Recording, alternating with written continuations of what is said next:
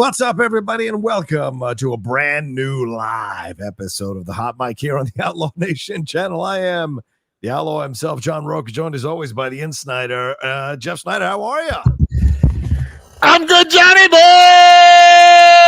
Woo! What are you doing, man? What are you wearing right now? What is this all about? What are you doing? Bro, I'm a style boy. I don't know about you, but I'm a style boy. That's how I roll. Look at him. Looking good. Look at that hat. Look at the hat. Look at the sweatshirt. Respect, man. Respect. You're doing it really well. I'm only sporting a Rocky 2 shirt. That's what I got. So I'm not as cool as you, but hopefully I can hold my own in the show today.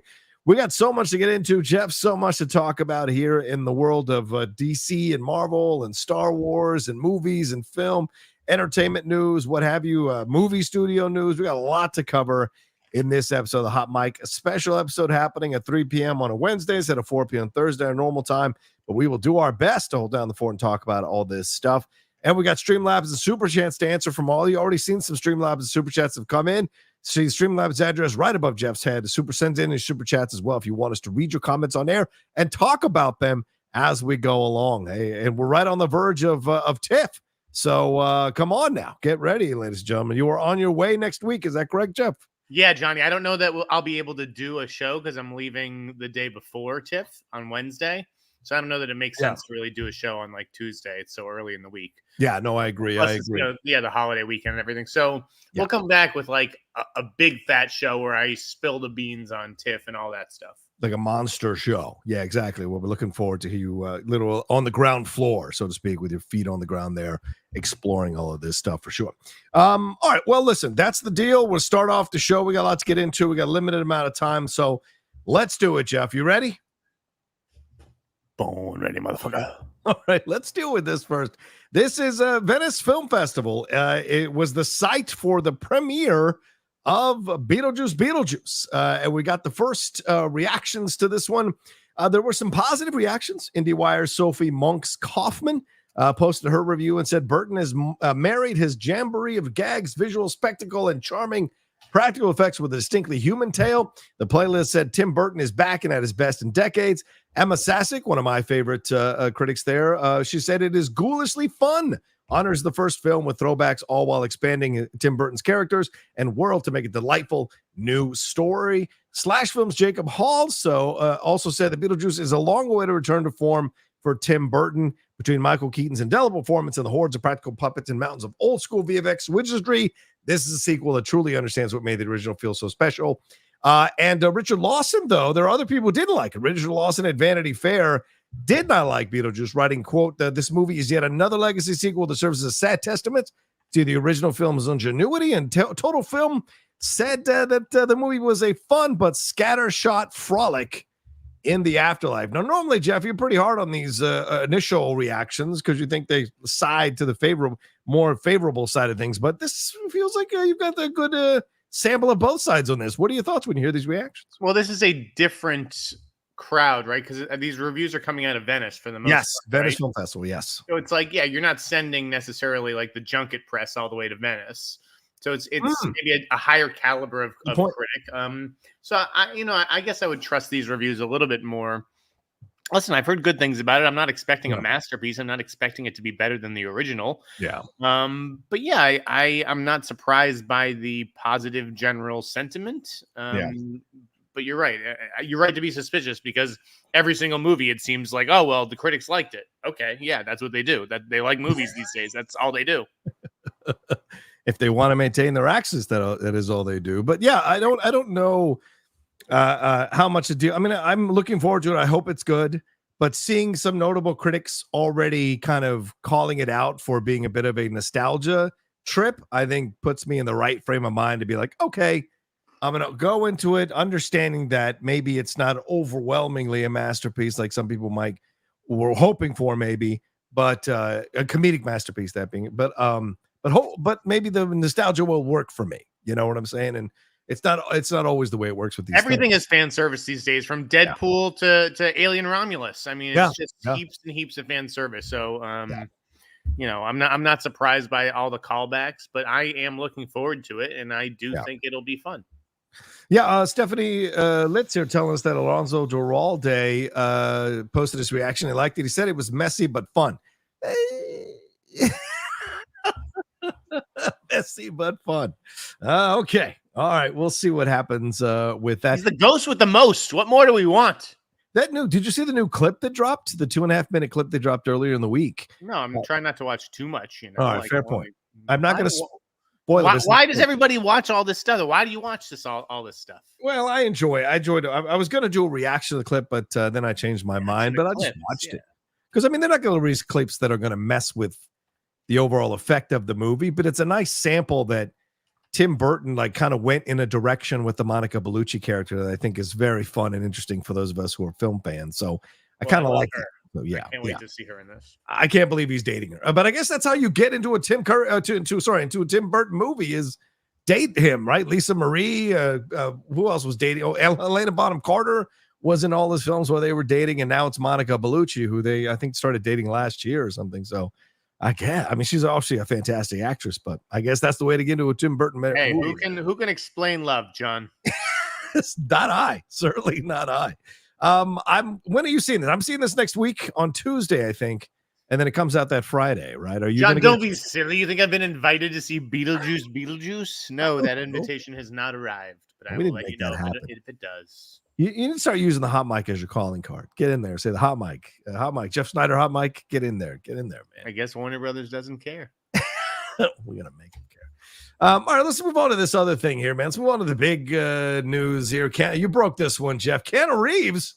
Back in July of 2023, there was a report from Giant Freaking Robot that Keanu Reeves had filmed a cameo for The Acolyte, but didn't end up appearing on the show. Now, you were told that contrary to that report, Reeves never filmed a scene for The Acolyte, but he had been in talks for the role ultimately played by Lee Jung-jae. That's Soul there, whose character was, of course, met an untimely demise, shall we say, by the end of the season.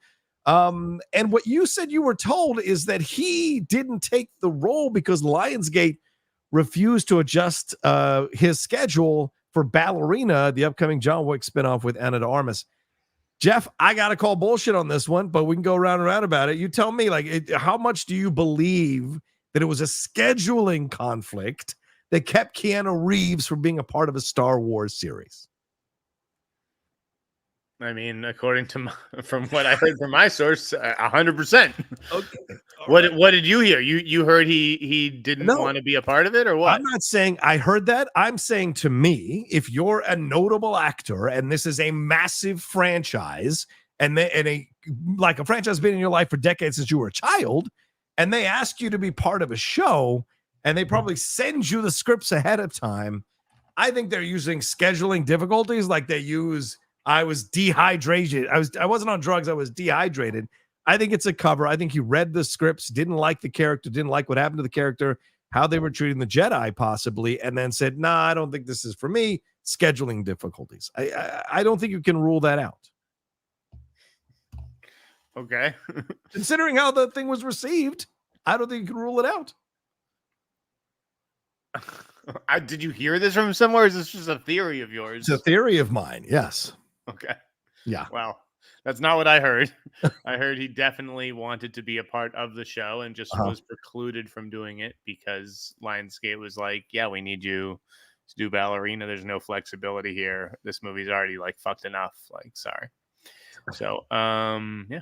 That's weird to me. You think Keanu couldn't have got out of that situation with Lionsgate? Lionsgate versus I mean, come on. What do you I just have a hard time accepting that. And why wouldn't you want when you say get out of that situation? What do you mean exactly? He's not the star of Ballerina. He's coming in to do cameos. So you tell me you couldn't So the movie the schedule doesn't revolve around him. Exactly. So you can move his cameos to some other time in the scheduling process in order to allow him to go be a part of a Star Wars show. If he actually that's a lot. What do you mean to go be a part of a Star Wars show? That's not like I got to go do 2 weeks on the Star Wars show. It's 8 months. What do you mean? Well, considering how many reshoots we've seen on the Ballerina, and Ballerina hasn't even come out yet. That tells me that I think maybe it wasn't the wisest decision. Because don't you want Keanu Reeves being highlighted in a Star Wars show? That only helps your show. that only helps your movies. So to me, I don't understand the logic. I don't know what you're even trying to argue. I think the fact that what happens to Master Saul, right? I think that makes even more sense that he was looking at that role just like a one season and out.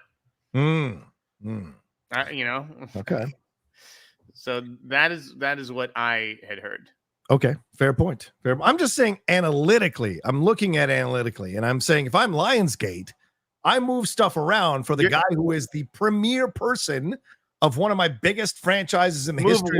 Move what around, John? Move what around? Scheduling around. So Ballerina had already bounced from. What do you mean? Like you said, it started filming like years ago. Like they couldn't couldn't do it another 8 or 9 months to get. What do you mean? They have him. Why should they push? They have him. Because you're Lionsgate and they're Disney and Star Wars. And that's why you push them around. I don't even know what you're talking about right now. It's status, man. It's status. Come on. What? It makes no sense to me. If you have a guy under contract, why would you let him or say we're going to pause this whole movie, which isn't even about you? Right. It's about somebody else. Well, can't you shoot her whole movie for 8 or 9 months while you go do a show? You can't even shoot around him. Like, I just don't buy that. I don't buy that you can't shoot around him. Not for that long. I don't know how much he's in Ballerina, obviously. Yeah, well, I mean, Soul was in the Accolade, but it wasn't like a huge part of every episode. Why couldn't Lucasfilm have shot around him? Why would what? Why does the big guy on the block have to cater to the smaller guy on the block? Because the smaller guy has the fucking contract in first position. Do you understand what I'm saying? I do understand the words coming out of my mouth. I do, but I also and let's use that to segue. Not yet. There's also more in your article here, which I also might go toe to toe with you on this one. Also, you're saying in your article here about this that there are apparently a number of shows that have not been talked about that they are working on behind the scenes. Here, Star Wars shows, developing several new shows that simply haven't been announced yet. I find that to be fascinating and hard to believe, but okay. John, are you? I don't know what you want me to say. I'm so close. You know what I want to ask you, which is I don't want to insult you. Please. Are you a moron? No, I don't just believe what everyone tells me. You think that there's an entire company at Lucasfilm, okay? And just they have the shows that we all have been watching for years, and no one's working on any other shows that we don't know about. That's what you think. I don't know what's happening because nothing about what's happened over the last few years makes me think that this is a well-functioning, well-run company behind the scenes. So this idea that they've been developing several new shows to me is really hard. Let's say it's not let's say it's not a well-run company. Let's just say for shits and giggles, it's not. Okay. Is it a company that they go to work every day and they just sit in the fucking conference room talking about what they're watching on TV? What do you mean? They do work. Yeah, sure. They're working on shows that haven't been announced. But how can they? Okay, yeah, that's fine. Yeah, that's fine. I just don't. How is that hard to believe that people are working on shows that you and I don't know about? How is that? How could you possibly not believe that? I just don't give any weight to it, right? How many times have they announced movies and then canceled them or not gone through with them? Or it means nothing that they're working on new shows. It means nothing because... Okay, well, that's fine. You can say that. It means nothing that they're working on new shows, but they are working on new shows. Sure. What's it going to lead to, though? And that's my concern. Hopefully shows. What's it going to lead to? I mean... But will they be good shows? And should they be working on some shows? of them are, right? You like Andor, right? Yeah, Andor's the only one that I've really... Okay, well, and some of the shows that they're working on will be good, and some of the shows will be bad. Welcome to life and development in Hollywood. Well, you want more good than bad instead of bad than good, which is what it feels like lately. So, apply for a job, baby. No, I couldn't possibly do that kind of thing, man. It's too much pressure. What about the other side of this, though? You talked about Kathleen Kennedy, that she's safe into Q2 of 2025. By the way, that's not that far away. It's only months away. So there's nothing that says that they can't be. Listen, the movie, it doesn't come out until May 2026, right? Right.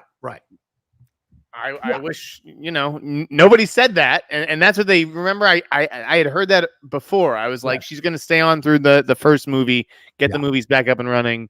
Yeah.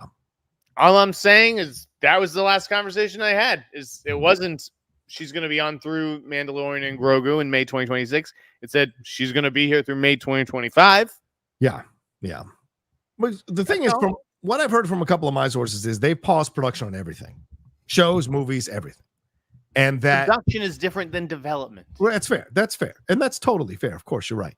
So the thing is, if they're pausing production on all this stuff, is this maybe a harbinger that Iger might be looking at moving on from Kathleen after Mandalorian and Grogu come out, right? Like she leaves on a win by having that film come out and do well. By the way, I mean, that's all Favreau, but yes, she's attached to it, obviously, as the head honcho over there for Star Wars. But like, do you think that's a possibility that she goes after the movie comes out? She steps down herself, not fired, but steps down.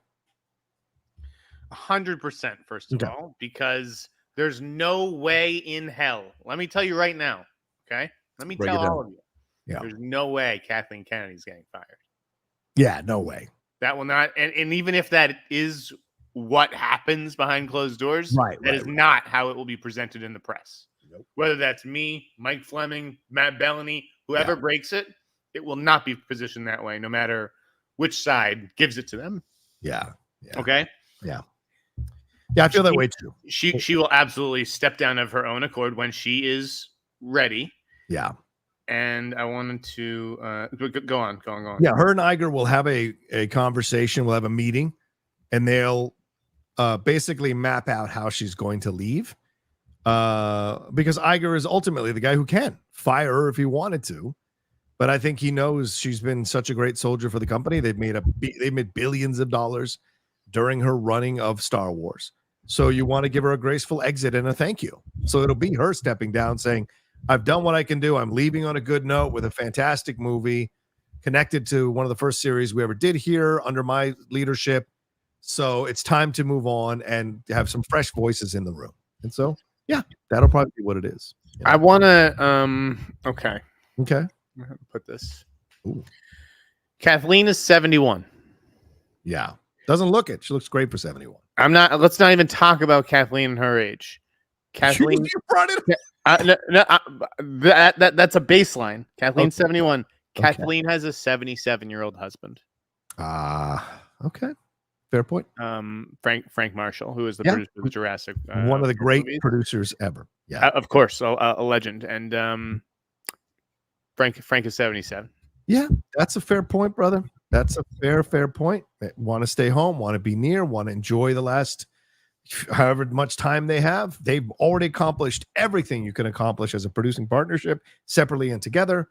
And so they have nothing left to prove and she has nothing left to prove. So yeah, if that's what happens, I think everyone would wish her well, very well, That's we'll see, but I tell you guys what I hear. Okay. And that's the difference. That's the difference between me and the others. I'll tell you what I hear, to the extent to what I can. And so you can read into that however you want, but I said through Q2 of 2025. That's what I heard. Yep. I think you're spot on that one, brother. Let's move on to something else you're spot on, and that's Sigourney Weaver. She was interviewed by Deadline right before receiving a Lifetime Achievement Award at Venice. And was asked what's next on her schedule, and she said, I am playing a role in The Mandalorian and Grogu, which will be directed by Jon Favreau. I got to meet Grogu for the first time the other day. So, Jeff, confirming your reporting on this, she actually confirmed it there on the red carpet. So, do you feel vindicated?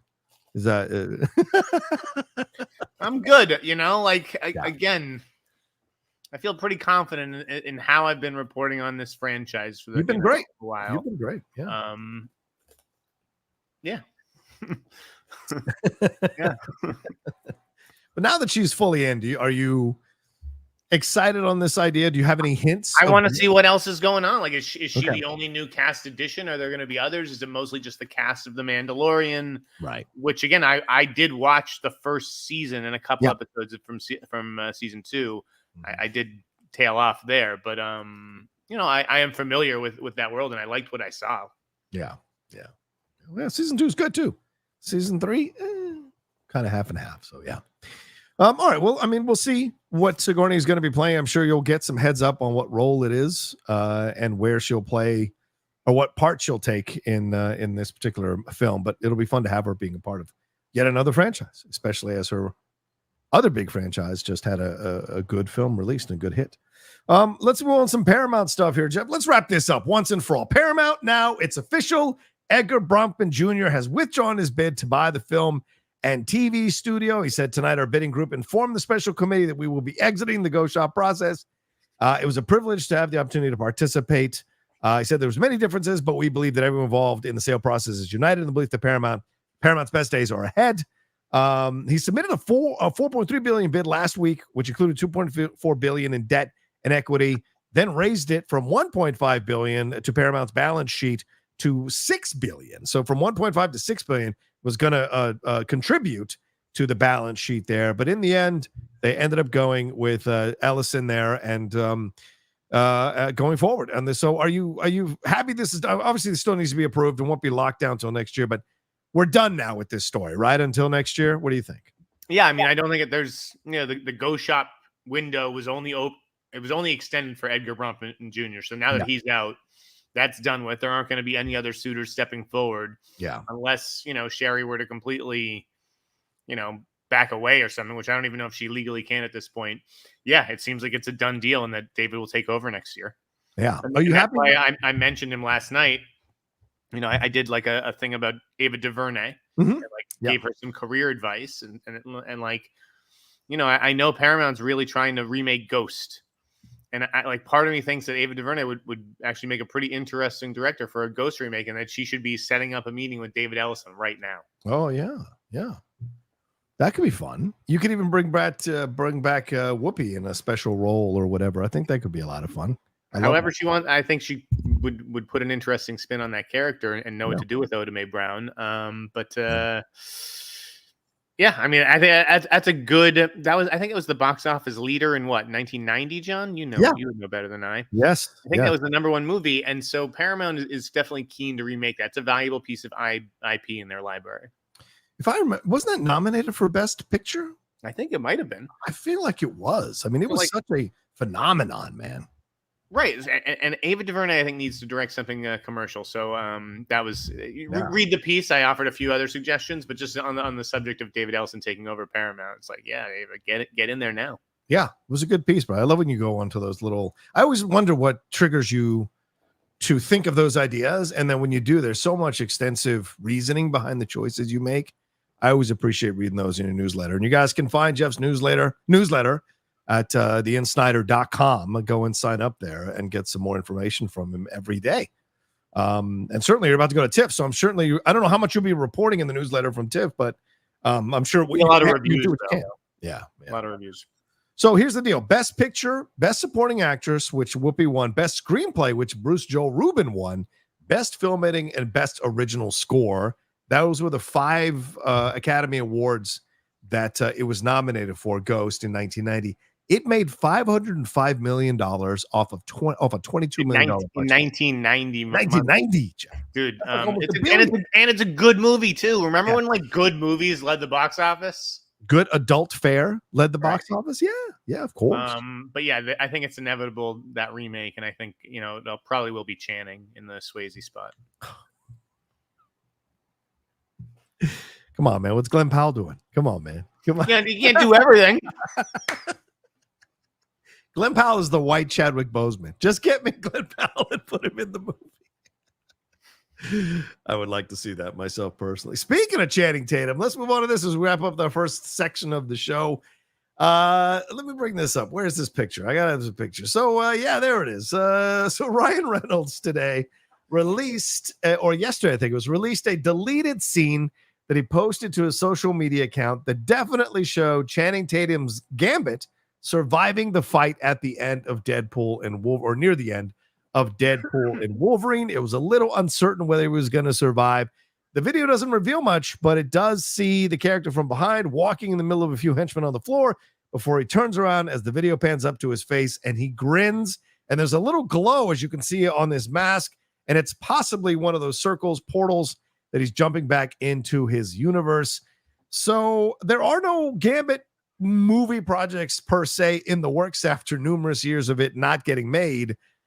Do you think Ryan now by showing this, do you think Ryan is strong arming the studio, or is this all a campaign to make this happen? Of course, he posted about how great Channing was in the role and he's built to play the role. What are your thoughts on him releasing this 17-second? This whole thing is a funeral for the Fox movies. We're done with them, okay? We're moving on. There's no Gambit movie. It's not happening. Are you not hearing on that? Are you not hearing anything about a Gambit movie? No, I'm not going to either.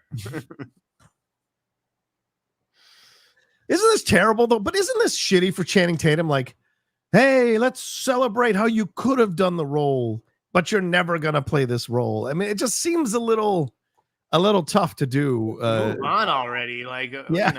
Be grateful that you got the chance to do it for a scene or two in this movie, and let's call it a day, dude. That's my question I want to ask you, Jeff, because let's have a quick conversation about this. Do you think Ryan has achieved a certain cachet now with Feige, with Marvel, with Disney, with the success, the overwhelming success of Deadpool? It's going to be number one at the box office this week. That's what all the prognosticators are saying as well, because there's not much competition. You mean Sony's Afraid won't beat it?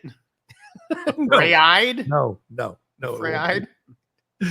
Frey-eyed. Yeah, neither will the Crow, obviously, not holding on for another week. No, the Crow definitely won't beat it. But I think I might make more money this weekend than the Crow.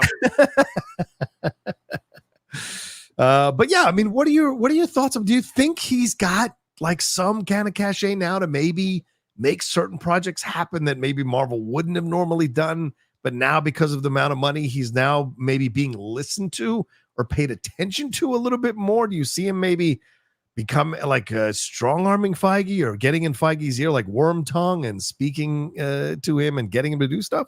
Or do you think this is just a great situation for him? He made the money and he's rolling on to the next Deadpool movie. Do I think Ryan Reynolds will pull a Vincent Rogue from the Crow remake and whisper in his ear? What's your worst characteristic? It's a question worth asking, and I understand why you would ask it. Yeah. But no, I don't really think so. I think Deadpool in that tone is such a specific tone, and it's such an outlier in the MCU that I don't really see, like, other than like, hey, go focus on another Deadpool movie. Unless you did like some sort of TV series like starring Rob Delaney or something. Oh, that would be fun. I could see that guy like getting a spin-off sort of fun half-hour series that like Ryan Reynolds would executive produce. That's what I mean. When you say like strong arming his way into the MCU, it's creating that kind of content. I could see it. But again, I don't think they're going to start handing him other characters because it's just not a fit with him, right?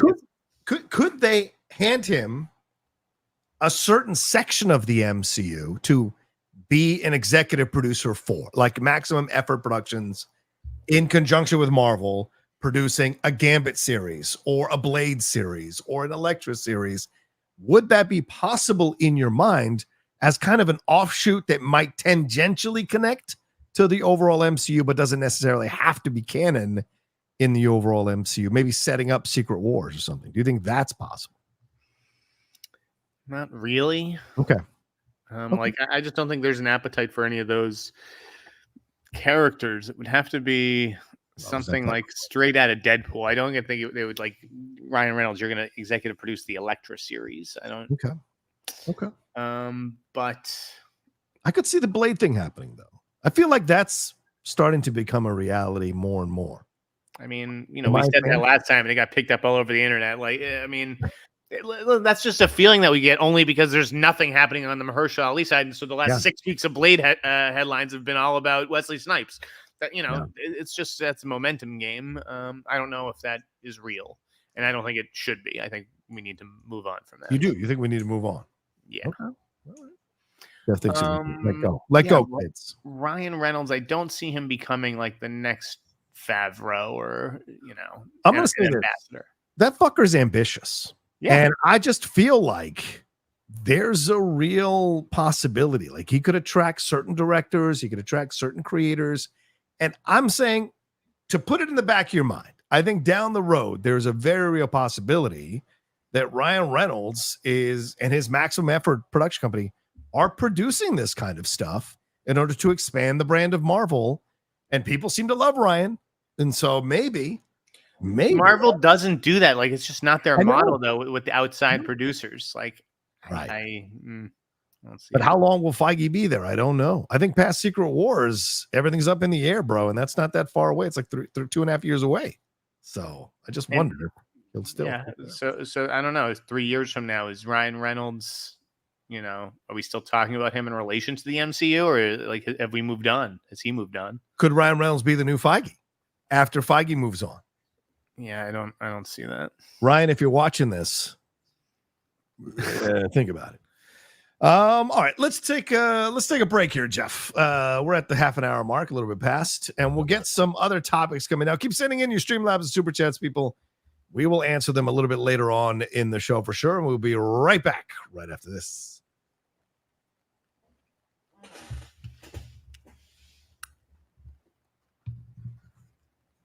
All right, Jeff. Let's tease what you talked about on Twitter or X. There is a La Bamba. There is a La Bamba remake apparently in motion at Sony Pictures, Mucho Mas Media, and Sony Pictures have teamed up to develop a remake of the Golden Globe-nominated 1987 film La Bamba, based on the life of the rock and roll legend Richie Valens. Luis Valdez, who was the writer and director of the original film, which I own in Criterion, and it is a great copy there, great transfer, is on board as an EP. Jose Rivera will be writing it from the Motorcycle Diaries and On the Road.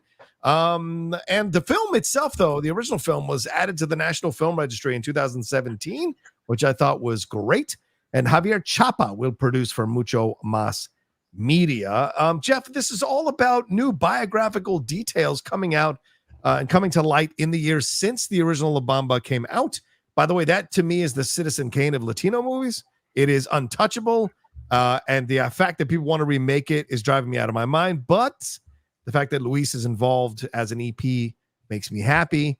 But I am so nervous about this, man. I don't like this idea. I think it's going to crash and burn. And I just get worried, man. What are your thoughts when you hear that? Who is this for? Yeah, I know. It's a good question. Who is this for? Not denying that Richie Valens isn't an incredible musician. I love Richie. An icon. La Bamba, great song. Yeah. Like, who is this for? What are you doing? Kids have no idea who Richie Valens is, right? These days, none. Zero. Yeah, probably not. Or if they know him because mom plays it in the car, right? Or grandma plays it. I mean, maybe they know La Bamba, but I don't even think they know who sings La Bamba. Right. Like, but just like, what are we doing here? Yeah, I'm with you. I don't like this idea. I don't. And this idea of wanting to create, add more details. The film is fantastic. The film is untouchable, in my opinion. We did it on the Cinephiles. It is one of my favorite films ever. It's a formative film for me as a young Latino kid, getting to see this story told. Yeah, I'm not Mexican of birth or Mexican heritage, but there's a lot of similarities of relationships, family stuff, situations that go on in that film that are very familiar to my upbringing. And so there's so much that film speaks to in the 1980s. There have to be other Latino heroes. There have to be. There are plenty. Yes. There are plenty. So, yeah, I don't know what. Let's get a Roberto Clemente movie going. Brian Helgeland wants to do it. I would love to see a Roberto Clemente movie. That man deserves a movie about it. I mean, I don't understand this. Yeah. It doesn't need a remake. Luis Valdez directed a fantastic film, and I just don't understand the remake idea of it all. And so it's like, if you're Sony, are you trying to like exploit the library, the fact that it's like a maybe library IP or whatever? Yeah. What is it that you want to? Okay, we're committed to telling inclusive and diverse stories and stuff like that, and you can't think of anybody else. Like, I don't understand how this even gets to the point where it's announced in the trades. How does somebody not say, why are we doing this? Yeah, I think that's a good question. I don't mean to be mean. No, you're not being mean. Yeah. You're being honest.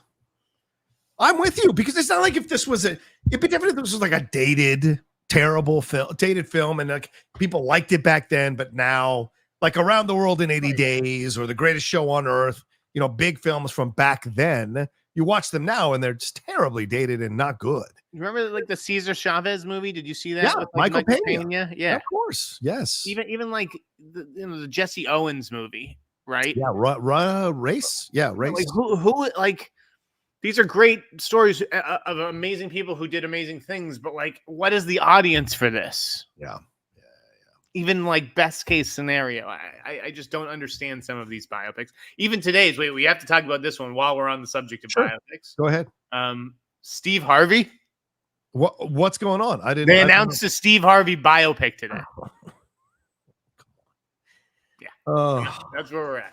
Again, you could tell an incredible story about a black comedian because it's about like 72 hours in like the life of like a black comedian who's like about to do this big show. Like, why does this have to be the Steve Harvey story? It's just, there's just no originality anymore. It's going to be called 72. It's an early development, a biopic on him. By the way, I mean, this is nonsense, utter nonsense. Steve Harvey's ego is just to the fucking moon, man. The fact that he got into these battles with Bernie Mac because he was jealous of Bernie Mac's success. Bernie Mac was a 1 million miles better comedian in an actor and everything he did than Steve Harvey. But I like Steve Harvey. But what is the audience for a Steve Harvey movie? I don't get it. I don't get what that element brings to it that you couldn't just say this is a story about a black comedian. His name is Richard Jones. Yeah. I don't. When did we start thinking he was a hero or something that would need a biopic from? Like, it's a success story.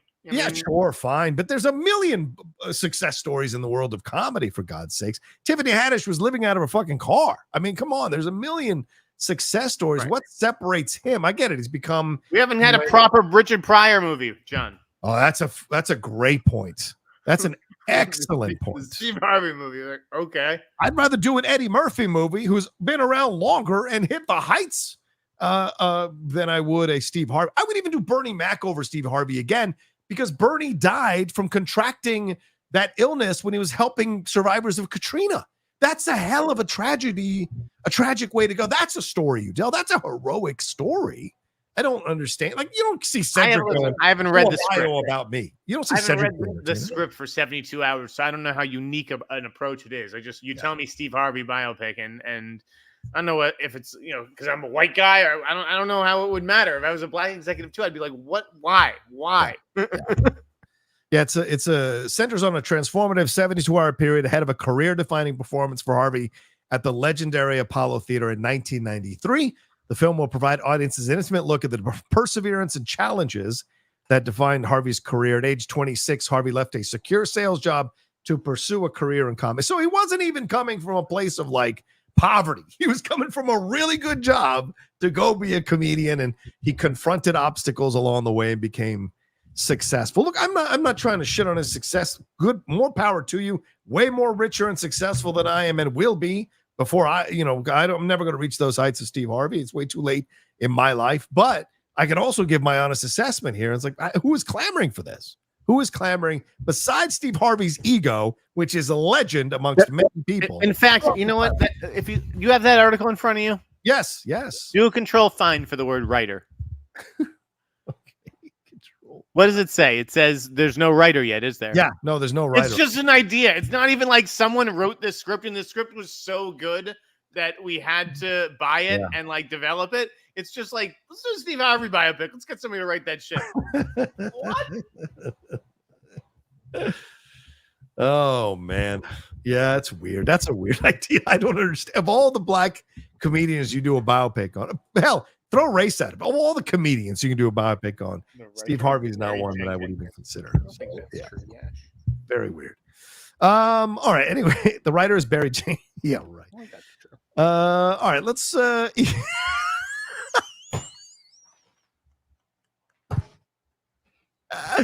I would love to see an Emo Phillips a biopic. I'm down with that. I want to see a day in the life of Steve Harvey, like right now. I'd watch like a Curb Your Enthusiasm style show with Steve Harvey. That's a great like idea. He has to like be smiling and be the nice guy all the time, and then behind closed doors he's just like, these fucking people. That's a fucking great idea. Exploring the world of comedy not only from his perspective and maybe even dealing with black comedians, but being a black comedian in the world of comedy and what he's trying to accomplish, plus selling shows to studios and what it's like dealing with those executives who are trying to change his shows. Dude, that's genius. Yeah. A black Curb Your Enthusiasm is hilarious. Or the empire that Steve Harvey has built comes under attack when like a secret from his past threatens to be exposed. That's the log line right there. It came up in 5 seconds. That's the whole season, is him trying to avoid this thing coming out. That's a great idea. I love that idea because Steve does great with that kind of comedy. Should we ask this company that we just shat on for the last 10 minutes for making the Steve Harvey movie to hire us as the writers of the Steve Harvey movie? We shat on the idea. We didn't shit on them. There's a difference. True. There's a difference. Because they just did some film called Damned If You Do, which is a dark comedy that follows a group of teenage friends who have sold their souls to the devil. Kate Siegel and Harvey Guillen are going to be starring in that one. And Roxy Stryer, I hear. Oh, yeah. Really? Is she going to be part of this one? I did not know that. That's awesome. That's great. Maybe.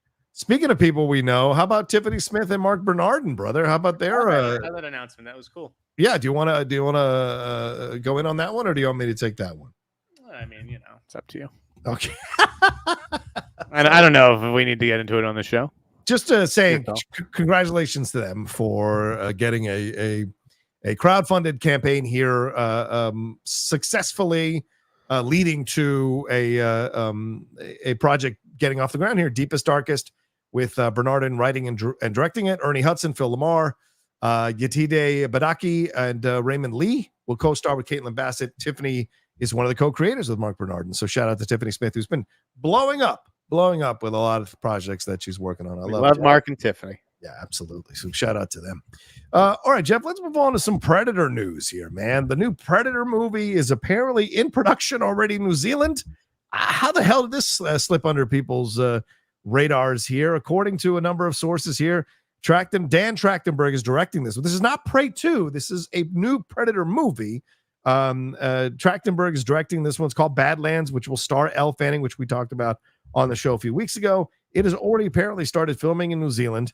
A casting call was leaked online, and apparently it's a groundbreaking film in which one of the two main storylines delves into the intricate bond of two very different sisters. Their familial ties are put to the ultimate test as they pursue divergent paths and missions. Why is a Predator not even mentioned in the log line, Jeff? So how is a Predator wrote that log line? I don't. I mean, yeah. It's just, why don't they just say it's two sisters take on a Predator? It seems like, yeah. I don't know who Elle Fanning's starring with. I haven't really researched this one, but yeah, it's apparently set in the future. No surprise there. But this is not Prey 2, which is still in development, and Dan will be doing that one. I don't know if he's set to direct or just executive produce, but he will be a part of that one. But this one it's funny. Is he moving into pole position as like the Predator guy now? Is he now kind of replacing or maybe becoming the James Cameron of the Predator franchise, Jeff? Yeah, well, I think it definitely shows Hollywood something when you're telling a story over multiple films, right? Whether that's Matt Reeves, doing the Apes sequels or there's countless examples, but I think that shows something beyond I can just tell us, a succinct story within 2 hours. I can, do a franchise and world building and set it over multiple films and all that. And it's a different thing. Yeah.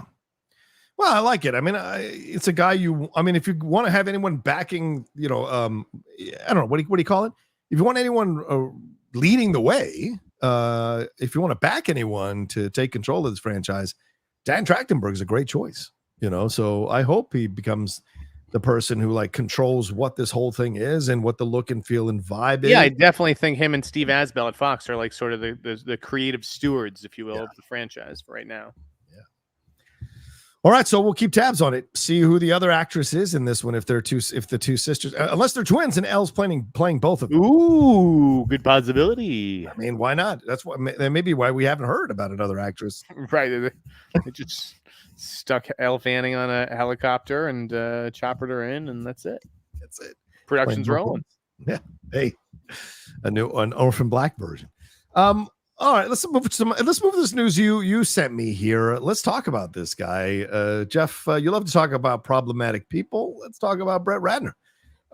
You sent me this article in the Hollywood Reporter here. Apparently, this past July. Wait, John, is that what is that? That's a picture from the Hollywood Reporter? Oh, okay, I was like, is that actually him, or is that his head stuck on somebody's body? His head looks gigantic. Look at that thing. It's massive. This is what passes for graphics at the Hollywood Reporter. But anyway, in July, Lionsgate executives gathered while they were keeping Keanu Reeves from being in the Star Wars show, they gathered for a routine Greenlight meeting. On the agenda was Rush Hour 4, and according to a source to the Hollywood Reporter, Brett Ratner was a part of the pitch as the project's potential director and producer. Jeff, we know he has not worked in Hollywood for 7 years now because of the numerous allegations of sexual misconduct and harassment that were lobbed at him, including forced fellatio on Natasha Henstridge and nudity and I think masturbating in front of Olivia Munn before she became a known name when she was a runner on sets here. His agency dropped him after these accusations, and he hasn't made a film since. When the Hollywood Reporter reached out to him for comment on this story, he refused to answer any of the questions and said the email was full of gross inaccuracies.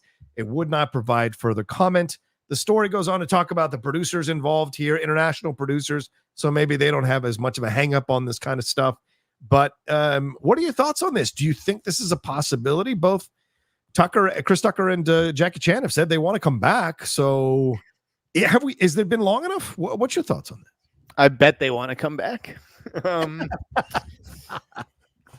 No, I don't see it happening. Yeah. Even if they got like a different director, this franchise is just, it's never going to be what it once was. And those guys, I don't see them taking pay cuts. Oh. So I don't see Chris Tucker being like, yeah, I'll do this movie for $5 million. I think Chris Tucker is still going to want his $20 million. We're pretty close to it. And at that point, it's just like, there's no point in even talking further because these movies are not going to gross nearly what they used to. Yeah. No, this would be a bad bet for any like major studio or streamer, I would say. I don't even think Netflix would necessarily be this desperate. Although it's like, do I think that Arthur Sarkisian or whatever, who has like the rights, I think he's the rights holder to this. Yeah. I think he would want to do it, right? But like, I don't think he could afford it. I really don't think he could pay for the whole thing, and he would need a studio or streaming partner, and I don't think anybody would step up to the plate there, especially with Ratner at the helm. Yeah, Tarak Ben Ammar is the veteran exec. Oh, okay. Is that who it is? Behind us, but Sarkisian is the original producer who's also involved in this group of people who want to make it happen. Like, it's not New Line's decision, though. That's what I'm getting at, right? Or Warner Brothers, because they licensed it out. So New Line's gonna, exactly. Okay. So it's a bunch of international producers. That's what I'm saying. I think that they would say, okay, Brett Ratner, we'll do it with you, Brett Ratner. You can direct this movie, and we're gonna get you Jackie Chan and Chris Tucker. But like, we need partners, and I don't think that the finances make sense. Yeah, apparently Paramount and Sony turned it down because Ratner was attached, even though they're denying that he was attached. Because you have to go to them, even if whether he's attached or not attached, to even pay those 2-star salaries, you would need, I feel like, a studio or streamer. Yeah. Look, Ratner certainly was a good director for his time, but he wasn't without his misses.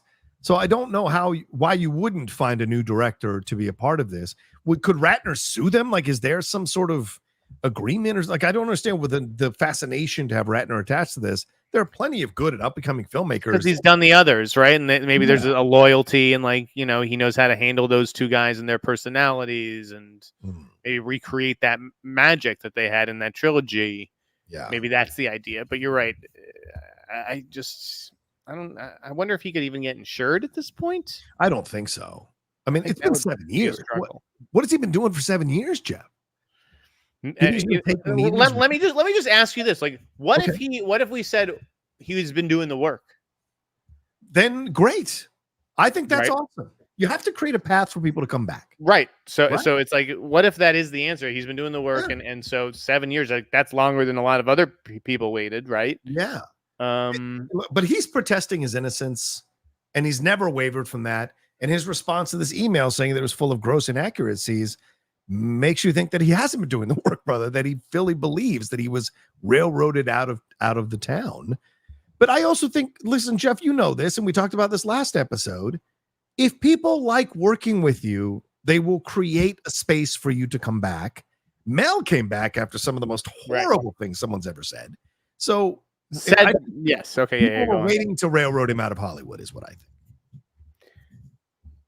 Again, I can't speak to people's working experience with Brett. I can tell you my experience with Brett, and he was one of the nicest directors I've ever met. Well, he wasn't trying to sleep with you. That's true, right? He was, he felt like a nice Jewish boy from Miami. He hopped on the phone with my mother. Oh, that's awesome. Right.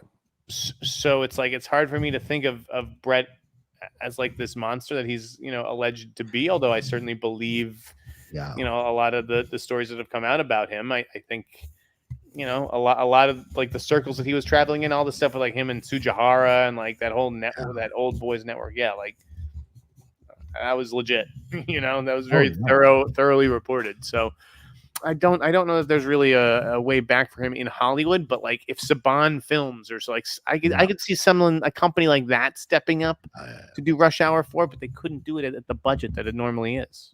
Look, European side of things is so different. They do not see it the way Americans see it, right? Depardieu still works, for God's sakes, and he's pissing in airplanes and being accused of sexually assaulting a number of women. He still works.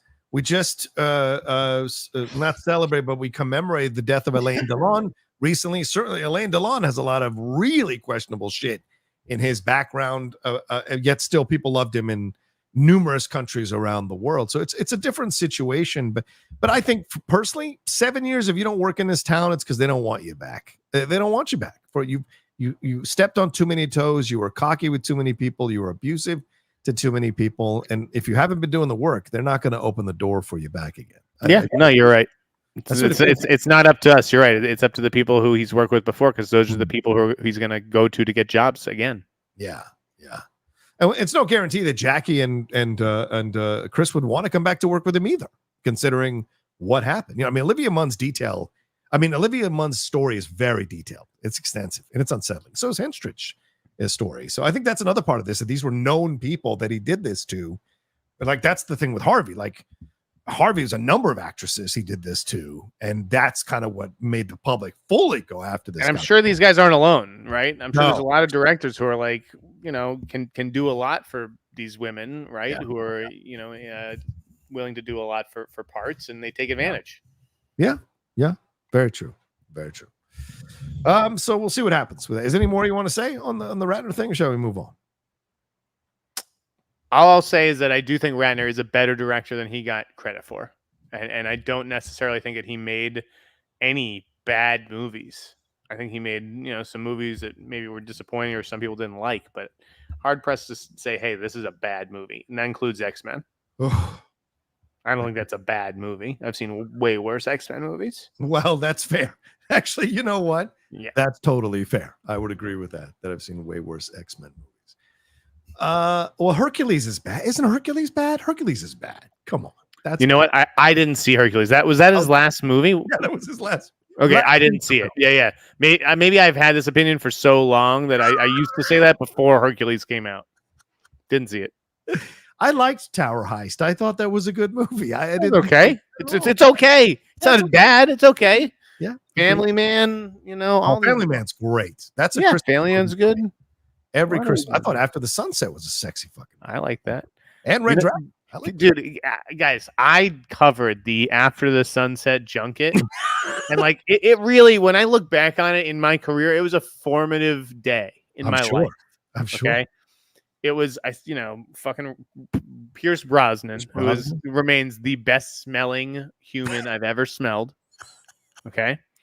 It was Salma Hayek. Salma Hayek. These people are all in the same room. These are like the most beautiful people on earth. Salma Hayek, Pierce Brosnan, and honestly, the most beautiful woman I had seen at the time in my life. Yeah. In person, Naomi Harris. Oh, yeah. Naomi Harris is gorgeous. Naomi Harris in person. Yeah. I couldn't even believe that we were the same species. She was perfection. I mean, After the Sunset was like how long ago? 17 years ago. She was like, she was super young.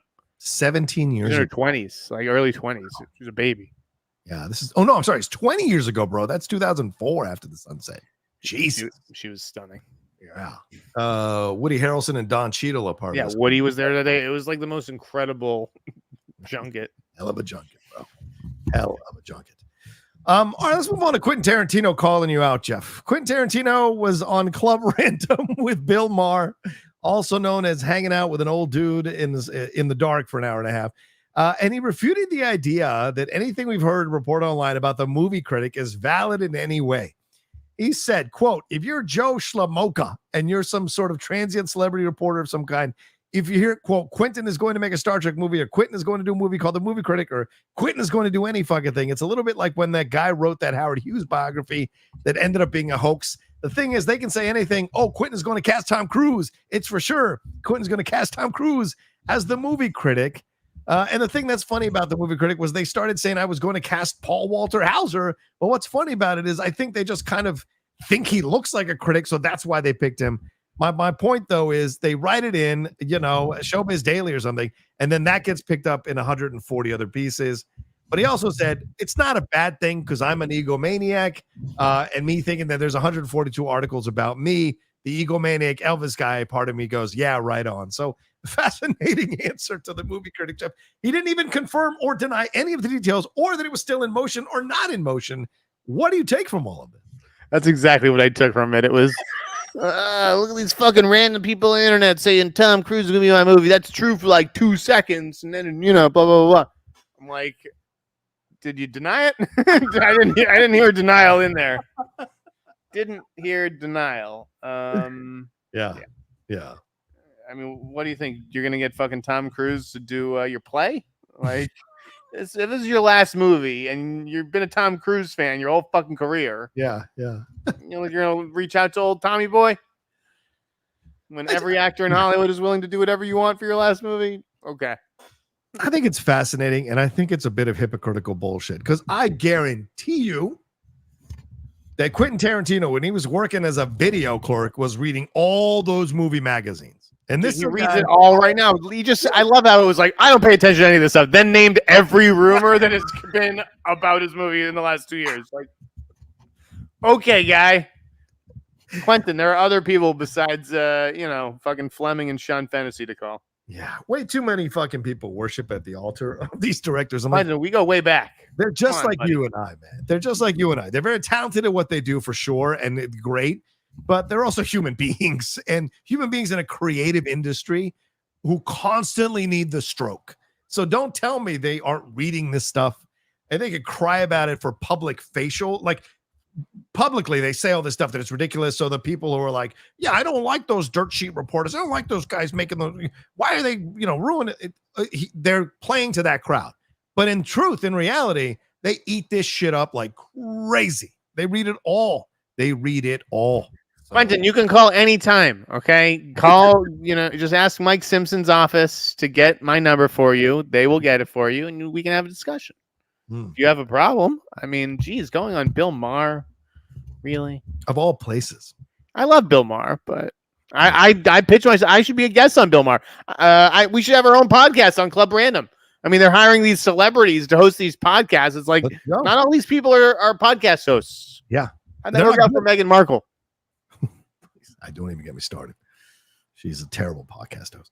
I think, I don't know. I don't know what the point of all of this was for him. Like, I don't know what you say you don't like it, blah, blah, blah, but then you say, I do like that they're still talking about me. It still matters and whatever. Of course he does. Yeah, it's both ways. Yes, Quentin, be glad that I am still the reporter who thinks that a morsel of information about a Quentin Tarantino movie is way more valuable than the shit that, powers these Marvel blogs that run garbage 24/7. I mean, god damn, dude.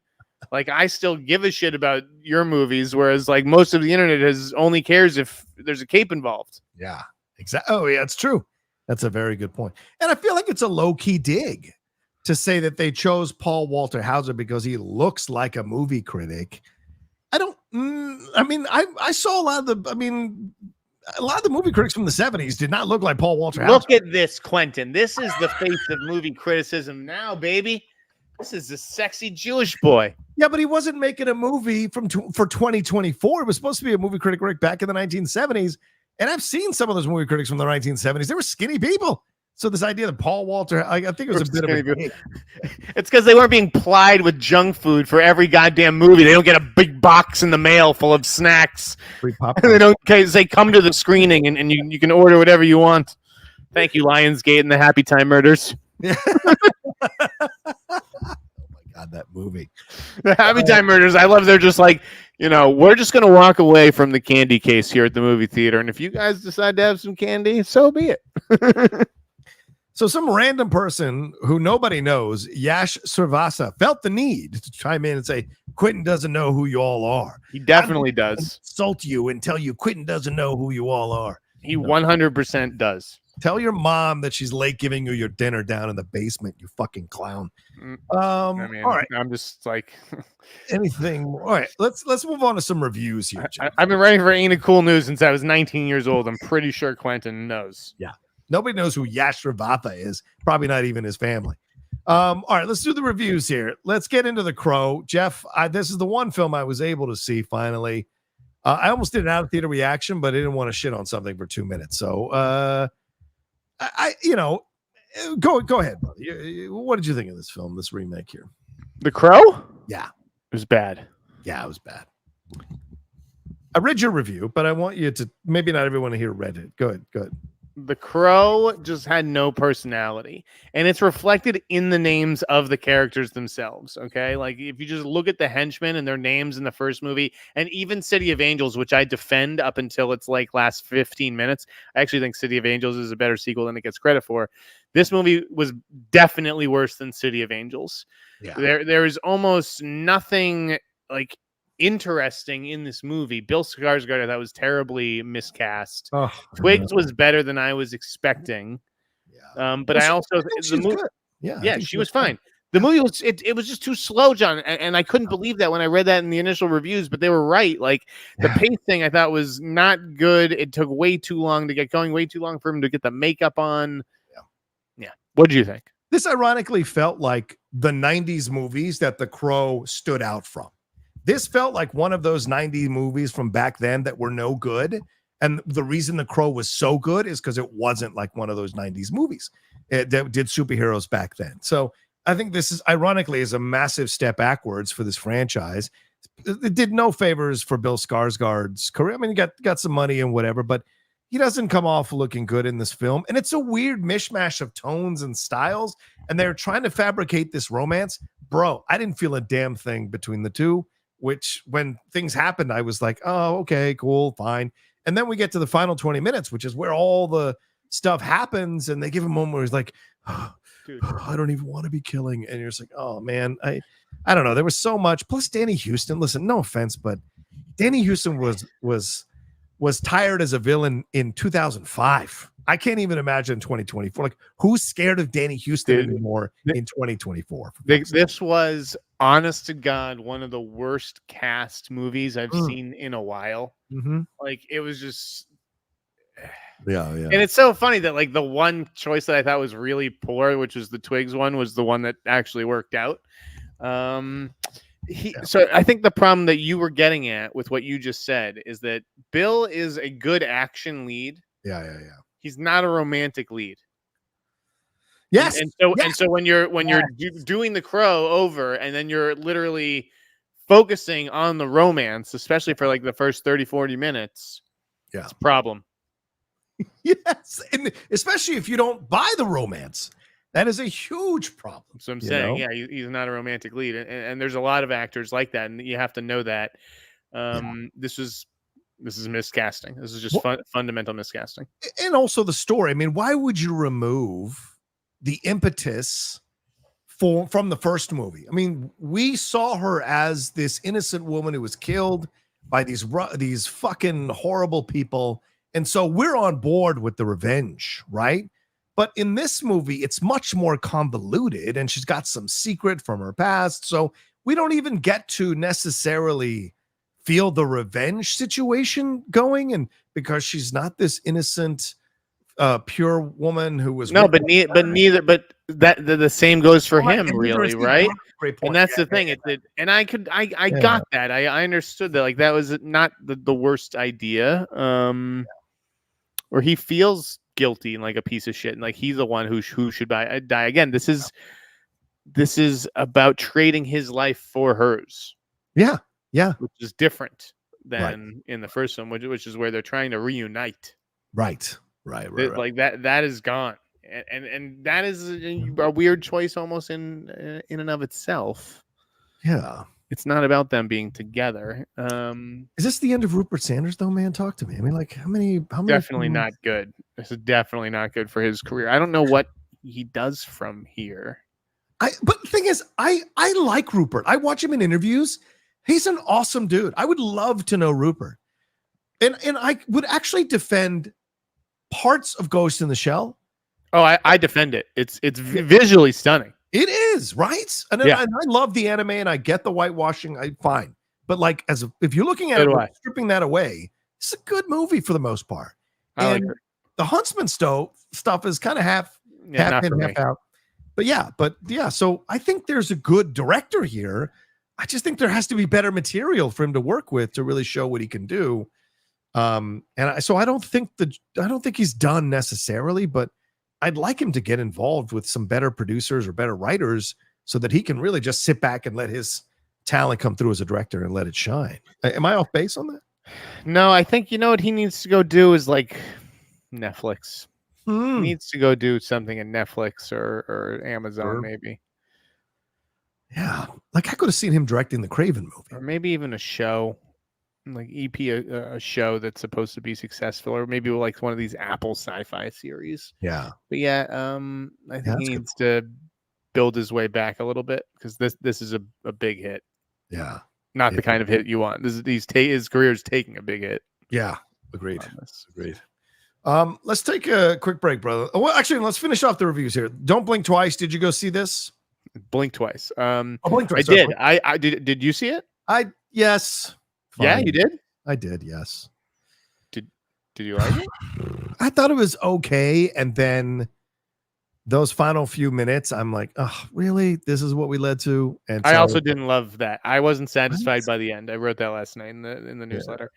I liked the movie overall. I thought it was actually a pretty impressive directorial debut, and that's a movie that's very well cast. Yes, agreed. I thought the casting was exceptional across the board in Blink Twice. Yeah. But I agree that I didn't love that final beat. Yeah, it felt like I don't know how to end this thing, so I'm going to default to this. And that always frustrates me because, man, you know how tough it is to get original films out into the theater that are interesting. Yeah, it can still have echoes or callbacks to stuff we've seen before, but they're walking their own path, and it's a commentary on what's going on currently in our world from a filmmaker, Zoe Kravitz, who is of the age of the people she's talking about. So there's an intimate knowledge, and that came through in some of those interactions and some of those more like scarier moments or terrifying moments. I thought that was great psychologically. And then, but that ending was like, oh, and you're just like, oh, dude, no one knows how to end anything anymore. I mean, I'm going to be giving a really good review to something soon, but cool. Like it didn't stick the landing. No one knows how to end anything anymore. And it's frustrating, but a very promising debut from Zoe Kravitz, I would say. Agreed. And I like that she actually did not put herself in the movie. She showed restraint. Yes. And I look forward to seeing what she does next. I think she's going to get like a nice studio assignment off of this if that's what she wants. Yeah, you can grow, right? As a filmmaker, you can grow. Okay, let's see what the reviews are. Okay, the ending. All right, let me work on it. It was fun. Yeah. Listen, a lot of these movies you see from female filmmakers, right? And they get buzz or whatever, but like they're not that fun. And I thought Zoe's movie really showed that she knew what audiences want. Leaving the theater, even though I wasn't satisfied with the ending, I felt like the audience on the whole was satisfied with the movie, and that the vibe was positive, and that's what you want. Yeah. Right. Okay. And then the other one, Incoming. Did you see this one? Yes, I did. I watched it on. Oh yeah, I watched it on Netflix. Okay. You know, a pretty stupid movie overall, but a throwback. A throwback to. I mean, there's like a whole like half of the movie that's like set with like these two kids and like a hot girl in the back of their car. Yeah, and I was like, this is Licensed to Drive. Oh yeah. Oh cool. Okay. Remember that? Of course. Yeah. Who's the girl? The Coreys. It is Heather Graham. 5-pointer. Suck it. Heather Graham. That's right. I grew up on that, and so I don't know if you like those kinds of movies where like guy characters are just like slapping each other in the balls, like twacking each other and stuff. Like it's that kind of humor, but yeah. All right, there's a couple more stories I want to hit. Jeff, how much time we got? How much time we got? You have to rush off to anything, or you have to go? I have time. I have the In Sneider Plus fantasy football draft is at 6:00 tonight, and I'm going to be doing summer box office winners and losers tonight. So I do have to leave a little bit of time before that draft. Okay. But yeah, keep going, baby. Let's rip through. What's your thoughts on the Francis Ford Coppola thing? Saying that the film is anti-woke and will feature canceled actors. There are literally no canceled actors in the fucking movie.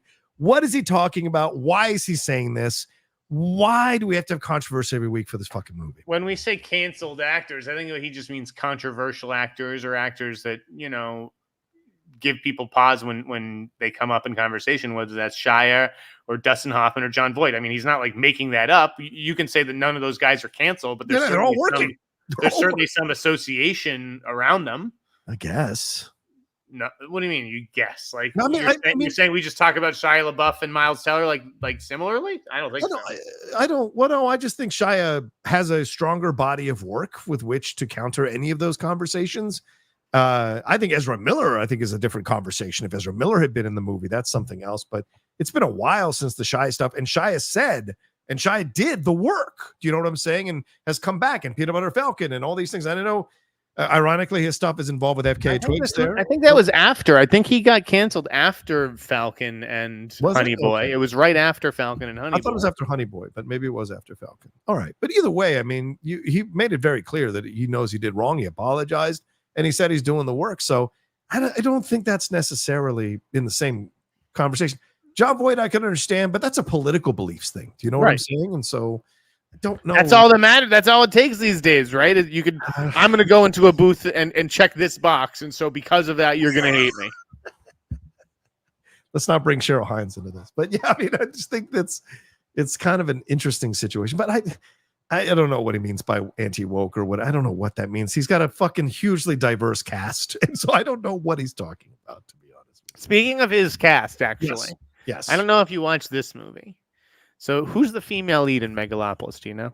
I think it's Natalie Emanuel. Yeah. Did you watch The Killer? I have not. You know what sucked? Christian reached out to me last Tuesday. I was in the middle of editing 3 different videos, but he was like, "Hey man, can you watch The Killer real quick and interview Natalie Emanuel?" And I didn't have time because I had to get these out on a deadline.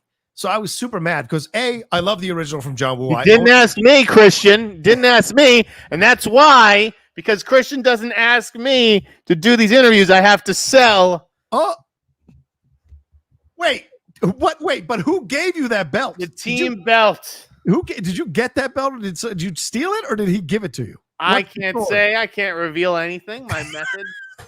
I know Christian. I don't think is happy that I have this, but it is for sale. Bidding starts at $500. Oh my God, mine was given to me. Are you gonna sign it? I could if you want. I can do anything you want in this belt. There you go. Whatever you guys want me to do in this belt, I will do for money. But no, I mean, I like Natalie Emmanuel coming out of Game of Thrones and Fast and Furious franchise. I like her as an actress, so I was excited to see the movie. I haven't seen it yet, but I would have totally watched it and interviewed her if I can. Why do you bring this up? I liked The Killer. Okay, good. Did not care for her. Oh no, you didn't think she was I actually thought she was a good action star. Hmm. But I did not care for anything outside of the ass kickings that she delivered. So, Oh, okay. going into Megalopolis with an open mind, but a little nervous because I mean, I didn't see her on Thrones. I didn't see that Sony movie, The Invitation or whatever that she did. Oh yeah. But I have not really been impressed with her yet as an actress. Yeah, Arthur the King. That one. Different thing as an actress and as an action star. Yeah. I'm sure you haven't seen any of the Die Hard movies, the Kevin Hart movies that she's a part of. I actually did watch Die Hard, the first season of it or whatever it was, but yeah, that was pretty forgettable. She was in it, yeah. Okay. Yeah, and yeah. So we'll see. I mean, she's an upcoming actress. Let's see what she's got. I think Megalopolis. The problem is more the film looks super fucking pretentious. So I'm more that too. Yeah, I'm so worried about that. Nervous for a bunch of reasons. Yeah, exactly. All right. Ted Lasso. One last thing. Ted Lasso season 4 is greenlit. Apparently Jamie Dunster is not coming back to be a part of the show. There were reports from people I know that there were 2 camps during season 3, the Bill Lawrence camp and the Jason Sudeikis camp, and ne'er the twain shall meet. A lot of battling, which is why I think that previous season was crap. But now we're going into a season 4.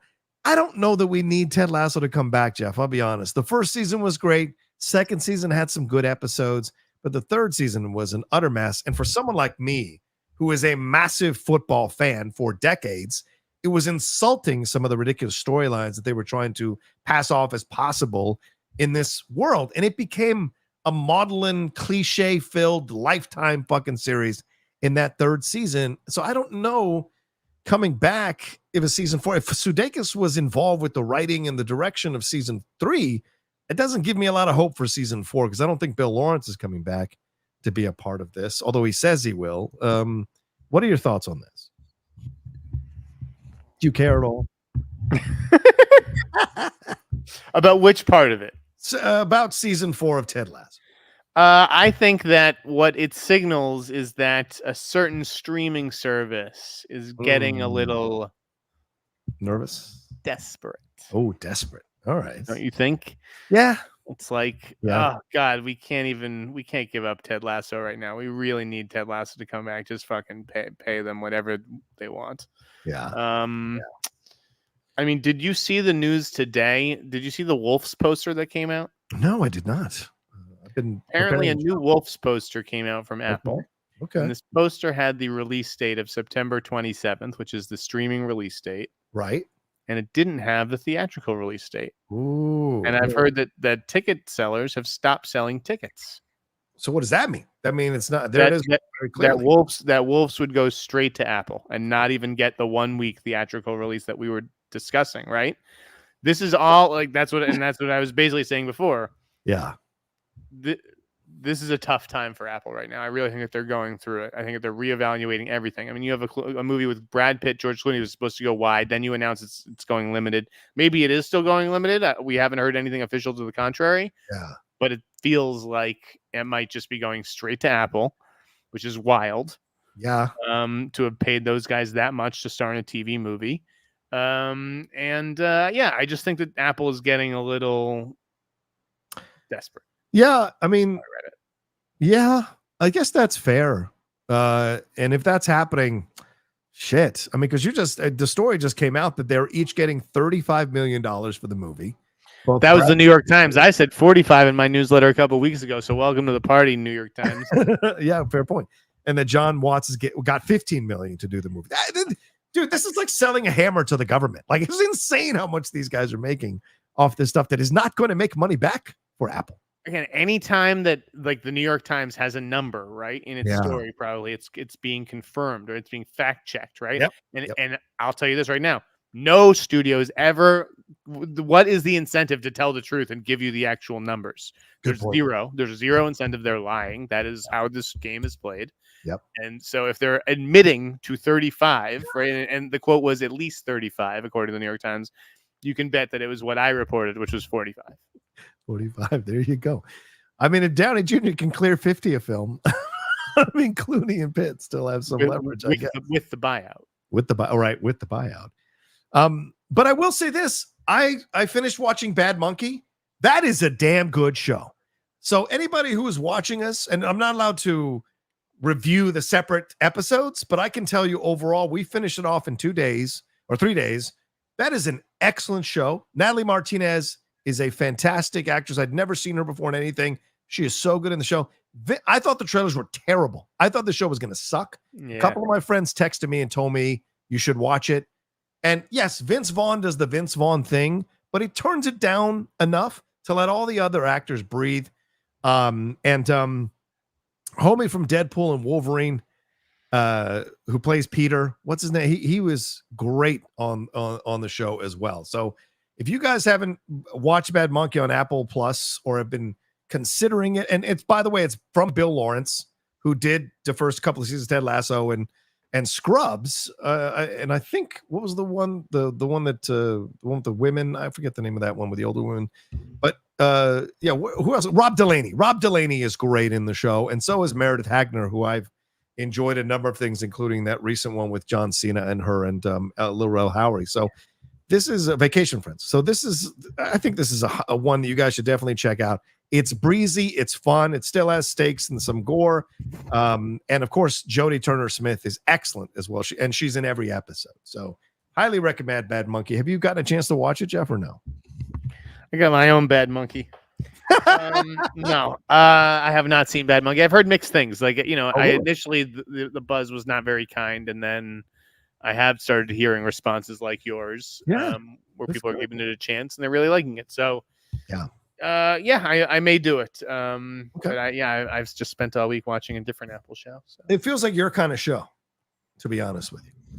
So I have a Carl Hiaasen book. I have the skinny dipping one or whatever the hell it's called. I don't know if it is my cup of tea. Like, I don't know if it's too like Florida hijinks. Yeah. Too, like a little light, like capery. I don't know. I think just give it a chance. Give it a couple episodes and see how you feel. And they're like 45 minutes. They're not that long. You could take a couple hours and watch them. I'm just throwing it out there. Dude, last night I saw it in 1992. I went to the premiere of that. Oh, yeah. Ray Liotta's last movie. I'm going to miss Ray Liotta, guys. Just hearing him swear, just like, I'm going to put a fucking bullet in your head. Like, fuck, I miss this guy already. Was it good? Can you say? Yeah, I mean, I can say I like the movie. Like, I actually thought Tyrese gave a pretty good dramatic performance. Nice. Ray Liotta's going big. He's doing Ray Liotta shit in a Lionsgate movie. Like, it's fun. He's certainly better than Scott Eastwood. Well, don't get me started on that. All right, that's everything. Let's hit into the Streamlabs and Super Chats, Jeff. Let's take a quick break, and then we'll get into the Streamlabs Super Chats right after this, and we'll speed through them.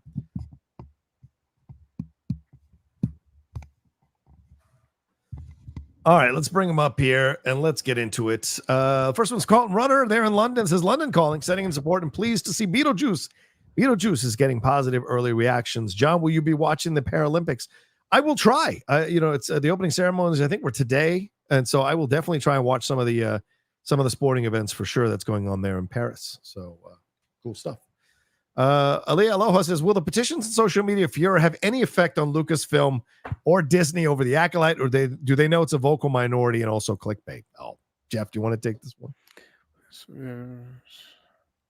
Yeah, no, nobody gives a shit. Nobody gives a shit about your fucking petitions. No one gives a shit about your fucking tweets. Yeah, nobody's reading it. They basically think, social media is for losers over there. Yeah. I mean, just letting you know, they're like, Twitter's a very vocal minority. We really don't pay attention to it. There you go. 40,000 people writing, signing your petition means nothing. That's literally a coin in a big old bucket. It means nothing to them when you're talking about $180 million for a series. Max Law says, John, with the Acolyte cancel, will we get new stories set in the High Republic, the Old Republic, will Star Wars ever film KOTOR? I think KOTOR is certainly possible, but I think right now, man, let's just get through Mando and Grogu, and see where we're at. I think right now it's just like, hopefully Skeleton Crew is good. I know Andor season 2 is going to be good, and hopefully Mando and Grogu is good, and then we can reset the table and see where we're at. As Jeff said, they're working or developing new TV shows. Hopefully those yield positive results because people want Star Wars to succeed. So, but the High Republic, I think everything's still in play. It's just a matter of who's going to be attached to create this stuff. But I do have a feeling that Sharmeen Obaid-Chinoy will not direct this Rey film. I just have a feeling that they're going to usher her off the film. It's starting to feel, in my mind, like a possibility, Jeff. Am I off? I feel like if you're going to cast Keanu in Star Wars, dude, you put him on the big screen. You don't put him on fucking Disney Plus, man. Like, I do think that he finds his way into that universe, but I bet it's in a movie, not a TV show. Yeah, which is why I read the scripts and turned them down. Eddie Aleti, but he read them. If he just wanted to do a movie, I guess he wouldn't have read the scripts. No, he wouldn't have. Eddie Aleti says, after Long Legs, I want Cage as Gunn's DCU Joker. Ooh, Jeff, could that be an interesting twist? Have Nicolas Cage be the Joker in the DCU for James Gunn? Is that too far out there? I mean, I think that would be pretty cool, but like where is the Joker coming in? Yeah. The Brave and the Bold or something? Or the Bold, and whatever the fuck it's called? Yeah, the Brave and the Bold. Yeah, maybe. Did you see Long Legs? Do you recommend Long Legs? Movie happening? I mean, I would recommend Long Legs, and like I think it's worth seeing, but okay. God, it was so frustrating. Yeah, no, I was disappointed in the end by Long Legs because that marketing campaign was so good, and because I just did not care for where Oz Perkins took it. What about Cuckoo? Did you see that? That was bad. Oh, okay, all right. What's the one that? Strange Darling. I'm hearing great things. Should I give this? That was good. That was worth seeing. I mean, that's all right. I'll go see different. Don't read anything about it. Go in as blind as you can. Don't even watch the trailer. Okay. I would recommend it. Yeah. Okay. Oh, did you like the Crow soundtrack? The original? No. Oh, the most recent one? Yeah, I thought there were some good songs in there. But I liked it too. I mean, the first one's so tough to touch, Jeff. Exactly, but like for a modern like rock soundtrack, yeah, they did a decent job. They brought the hammer. Also the Superman trailer. We forgot to talk about that one. Did you watch that? What did you think? I saw it Tuesday night. I thought it was fantastic, but I will say this: it's not as good as the Michael J. Fox one. I think it's a good documentary, but when I saw HBO documentary and CNN films, that I knew exactly what kind of documentary I was going to get, which is a good doc that explores both pre-Superman, post-Superman, jumps back and forth in time, certainly some very strong emotional moments. And the ending will get you because the end, you know what happens to him and what happens to his wife, that decimated me, the ending. But I think the film was missing his wife speaking about it in present tense, still alive, and Robin Williams. So I think that's what I'm saying. I think it's just a trailer. It's no fault of the movie. It's just a sadness that we don't get Robin and Dana now talking about that experience with Christopher then. And I think that's what's missing from the movie, but that's no fault of anyone because they died. Are you talking about the movie or the trailer? I'm so confused. I'm talking about the movie. I saw the movie? Yes, saw it on Tuesday night. Oh, okay. I didn't know that. The Cinema Society here in San Diego, they had a screening. They invited me. Oh, okay. So you thought it was very good, though? Yes, absolutely. Very good. Did you think it's the kind of documentary that could get into the Best Picture race or no? No. Oh, no. No. Do you think it's the kind of documentary that could get nominated for Best Documentary? I think it'll be in consideration up until the very end. Okay. But I have a feel. But I think if it gets in, it'll be because it's about Christopher Reeve. I don't think that it's necessarily like this groundbreaking documentary, but I do think it's touching and emotional, and for those of us who love him, is a great retelling of his life. Well, look at that. We're getting an early review of the Christopher Reeve documentary, Superman. I thought the trailer was great. Yeah. So I got very much looking forward to that. We'll make it a point to see it after TIFF. You should definitely see it, man. Max Law says Clint Eastwood Juror number 2 set for November 1st, release in the UK. Will it legitimately come out this year? Does Sneider have any information on this? I have no idea. I don't know if I trust a lot of that stuff. Yeah. We're in September. it feels like Clayton Davis was pretty definitive as far as the movie not coming out this year. Yeah. Because I feel like it would be positioned for awards if it did. They could use I don't know if they could use another contender because they do have Dune and Joker. I don't know. To me, this feels like it's going to get the 15-17 to Paris treatment and come out in February. Yeah. Yeah, I think so too. All right, let's see. What's the next one? Mike Joyce says, Steve Harvey biopic. Really? Is he important?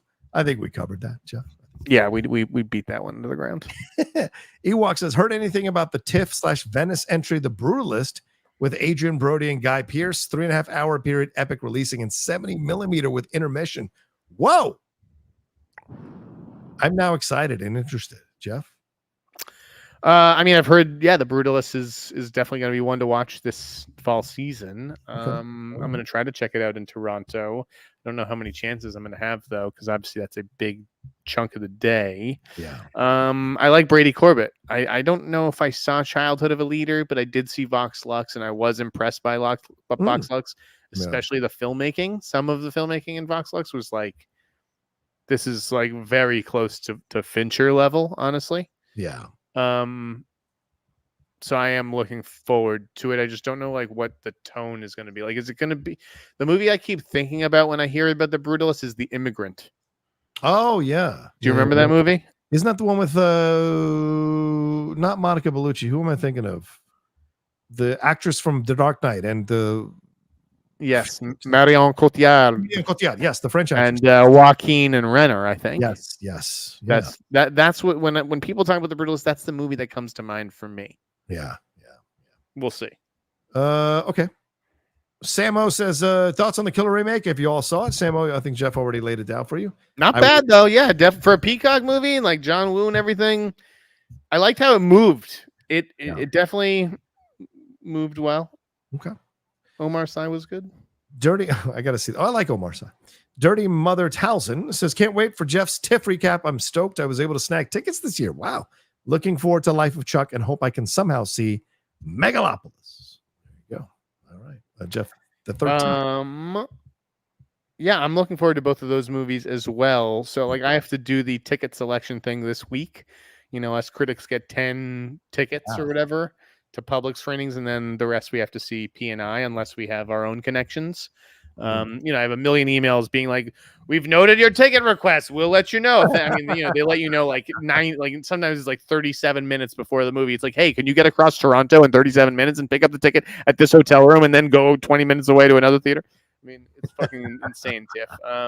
But I will give Sony Pictures a big thank you because they did invite me to the world premiere of Jason Reitman's Saturday Night. So I will be in attendance for sure. Nice. That is the only movie I can say 100% confidence I will be there. Well, nice, dude. That's awesome. All right. Max Lot says, I hope I see Sneider at TIFF. I subscribe to his newsletter at a discounted price and I've purchased 25 plus tickets for TIFF. You got 25 tickets for TIFF and you asked me for a discount, Max Lot? How dare you? How dare you? I need this money more than TIFF Bell Media or whatever. Let me tell you. Maybe I don't. There you go. Is Sneider confirmed to see films yet? Ride like the lightning, crash like thunder. That's right, baby. Yeah. Pines. There you go. Pines. That's where I saw it. Pines for the first time was up in Toronto. And I was shortly thereafter accused of eavesdropping on the head of Focus Features because I had, gotten a hold of the story or whatever. They were going to buy it or making an offer. I don't fucking know what it was. Wow. But yeah, they got Tim Gray involved, who is now like the head of the Globes. Oh, wow. He was my editor at Variety. I was just like, dude, I didn't fucking eavesdrop on shit. You're just fucking being too loud. There you go. I don't need to eavesdrop, son. Fantastic says, hello, Hot Mike. I enjoyed The Union on Netflix. You're insane. And anticipating Halle Berry's movie, Don't Let Go. Any thoughts? Thanks, guys. And hashtag Rocha Theory. I don't know what that means. It's never let go.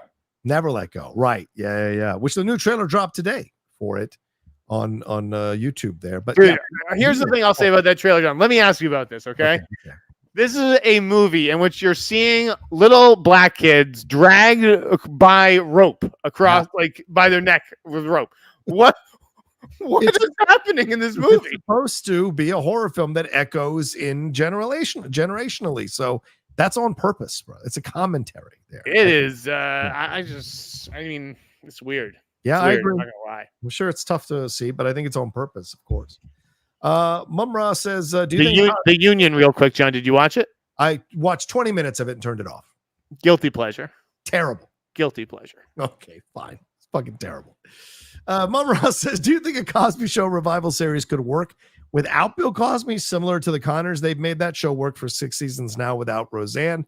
No. I don't know. You don't have the actors that you had on. I mean, Malcolm Jamal Warner is not John Goodman or Laurie Metcalf. I mean, like, I guess Felicia Rashad. I guess if Lisa Bonet was willing to come back, but I'd be real surprised, Jeff. What about you? The answer is no. Yeah, I think so. Okay, because Roseanne doesn't make you think about 50 women being drugged and raped.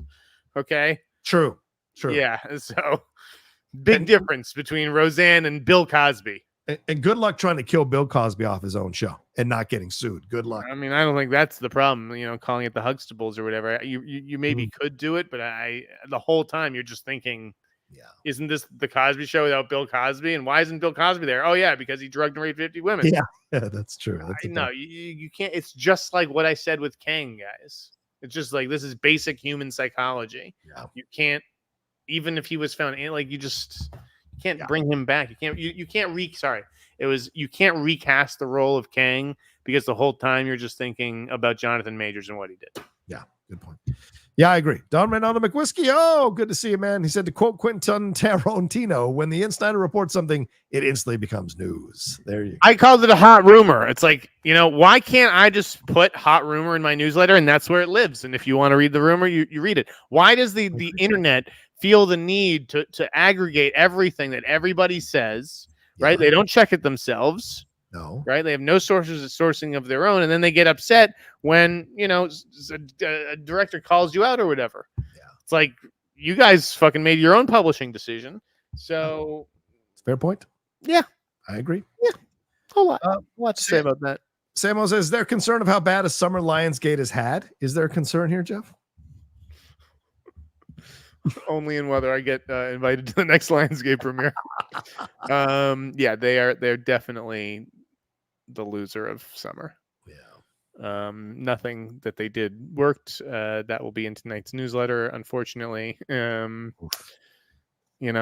call them like I see them. And as good as the studio has been to me, I can't turn my head at some of the absolute failures they have this year. But they're not alone. Plenty of things have not worked this summer. Sure. So it's not like it's just Lionsgate. It's been a weird summer. 34 Virgo says, any ghostwriter whispers for the role? No. Okay.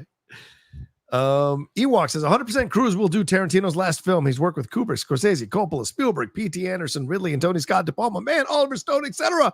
Time to add Quentin to the list. Yeah. You think he's gonna fucking let Edge of Tomorrow 2 get in the way of that? Come on, guys. Don't be stupid. I don't know, man. I don't care what Quentin Apparently Tarantino Keanu says. let the ballerina get in the way of a Star Wars series. So I don't know. 34.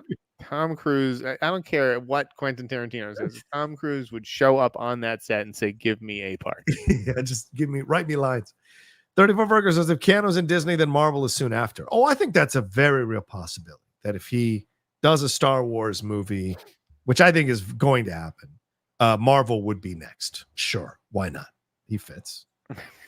I mean, why do you have to touch them all? I mean, let's just poll the audience right now. Do you guys think that he's going to do Star Wars movie or a Marvel movie? Because my money is on Star Wars before Marvel.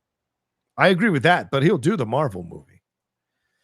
David, Ebekeme, I hope I'm saying that right, David. Sorry about that. If I'm not, if they were making an Oasis biopic, who would you cast as Liam and Noel Gallagher? Jeff, Liam and Noel have buried the hatchet and immediately announced a tour like this wasn't in motion for months. So you tell me, do you like this idea? And who would you cast in an Oasis biopic? That is tough. Yeah, I mean, you're putting me on the spot, David. I got to think about that. I mean, they have to be British actors, right? I mean, for God's sakes, I think the fans would revolt if they weren't British. Well, let me just take a look at these guys for 1 second. Like young, because they'd be young. Well, what about Cody Smith McPhee? As I like Cody. Here, let's go on to Reddit real quick. Okay, this guy totally looks like a possibility. Who is this guy? Who am I looking at? It's just a guy. This is James Buckley.